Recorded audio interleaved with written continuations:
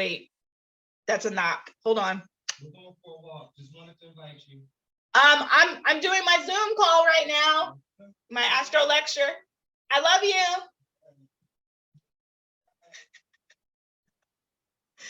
Husbands. Can't live with them. Okay, so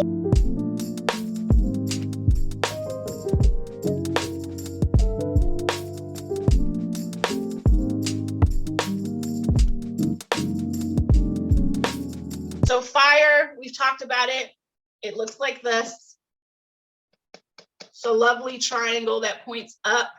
Look up the word caloric, and you will see that a lot of the adjectives that we put towards fire signs are going to be the exact same things that they use for caloric. These people are bold. They are ambitious. They're goal-oriented. But when we say that something is caloric, we're saying it is hot and dry. Fire is passionate, it's enthusiastic, it's expansive, it's urgent, very urgent. It's very fight or flight, okay? They're doing something very quickly, and we have to watch that with our fire signs or with any planet that happens to be in fire signs, because it's always ready to go, always. But when you're constantly in that fight or flight space, it can easily turn into anxiety. Fire is joyous, it's warm, it definitely has this warmth to it, this glow. It radiates for sure. It animates for sure. It's driven, it's optimistic, it's energetic, it's impatient. I talked about the elements being really important because it goes across a lot of spiritual spaces, religious spaces, philosophical spaces. When you understand what fire is across all of those spaces, it helps you understand what it is a little bit better. So we already know that it's hot and dry. That already gives us a basis or a foundation on what it is, but looking at it in different viewpoints or through different glasses can really help as well. So we could start with the classical Greek elements. So all of these adjectives that I'm giving you, they're coming from the fact that a lot of philosophers came together and came up with these adjectives for these elements. So that's where we're getting it from, all right? And it's more of a philosophical thing more than anything. So because it's dry, it lacks wetness, and it can be a little rude.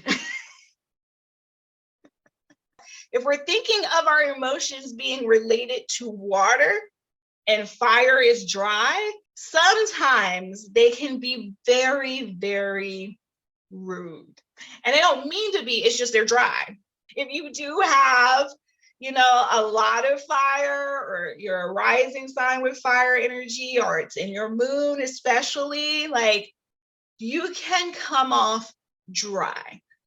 And people are reacting to that dryness, not necessarily saying that you don't have emotions. That's not the truth. It's just not. You do have emotions. It's just not as wet as everybody else's emotions. Like, you could probably have a good conversation with earth moons, for example, because they are also dry. But a Cancer moon is not going to understand you at all. She's just going to be like, excuse me, why are you talking to me like that? And it's like, I'm just giving you facts. Really help you to sit down and study fire itself by lighting a candle and meditating on it, or actually trying to start a fire. You can't start fire with wet stuff, for example. Like, your sticks have to be very dry. You need dry tinder, for example. And also, if you're trying to create a fire, let's say a campfire, or if you're a fan of Naked and Afraid, like I am, okay, you have seen them suffer when they let their fire go out, all right? Fire is important. It's vital to our spirit. It's vital to our, existence. There's a whole myth of Prometheus about him stealing fire from the gods and giving it to humans, and they punished him forever because it was so valuable. It's like, well, y'all are haters. Either way, studying fire is really important, because you realize fire needs to be dry in order to create it. And once it's created, it needs to be well fed and also contained. And that goes on with the emotions and the spiritual aspect of fire. You need to constantly feed it with motivation and enthusiasm and inspiration and creativity. You need to constantly feed it with validation. That's why Leo gets such a horrible rep, because it needs to burn consistently like the sun does. The sun has these like lovely nuclear reactions that happen within it all the time, right? So Leo does have to find a way to validate itself within itself in order to keep it bright, but it does need an external validation. It needs to be fed. So you can't just come in my space, for example, me being a Leo moon, and get all this warmth and get all this fun and get all this like joy that I have and not feed the fire that is warming you up. You got to feed it. And when it goes out, you're now cold and you don't know why. Like, why is 7 so cold? Well, you probably didn't feed the fire. That's how that works. Okay. So when you think of it that way, you're like, oh, okay, Leo is not a bitch. They just need some tender love and care. And when the caloric temperament is managed correctly and it's balanced, you have one of the best leaders that money can't even buy. They're very great leaders. They're very influential and they're change makers for sure. Let's say you're like me, you do the little tally up, right? And the tally up has, for me, I have 5 fire and 4 earth, I think is the way that works. I think that's what it was. Or maybe it's 4 and 3. Yeah, 4 and 3. There's 4 fire and then there's 3 earth, okay, for me. And I am definitely mostly fire and earth. You may be mostly fire and water. You might be mostly fire and air. There is some modifications that happens when those two things come together. When fire and earth come together, right, we have a hot and dry coming together and a cold and dry coming together. So the hot and the cold balance each other out. So all of that, like, oh, I got to do something quickly, that urgency, that impatience, is that a word? Impatience? I'm going with it. That gets cooled down when the earth is introduced to the fire, right? So we have somebody who can be a little bit more studious, because fire energy in its purity is not trying to sit down and study nothing. It's trying to do. I don't care about the investigation of nothing. I just want to do. I want to go.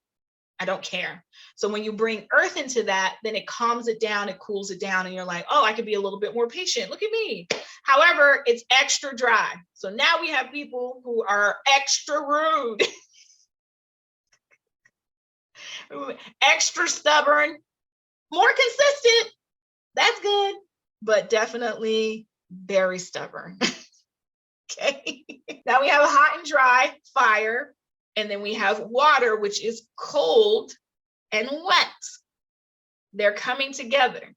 You would think that this is going to take out the fire, right? Only one can proceed. That's not how it works when it comes to philosophy of the elements. It doesn't work that way when it comes to astrology. What that means is that all 4 qualities, all 4 primary qualities are present: hot and dry, wet and cold. We have a balanced individual. That's what we're all trying to get to. But we have a balanced individual.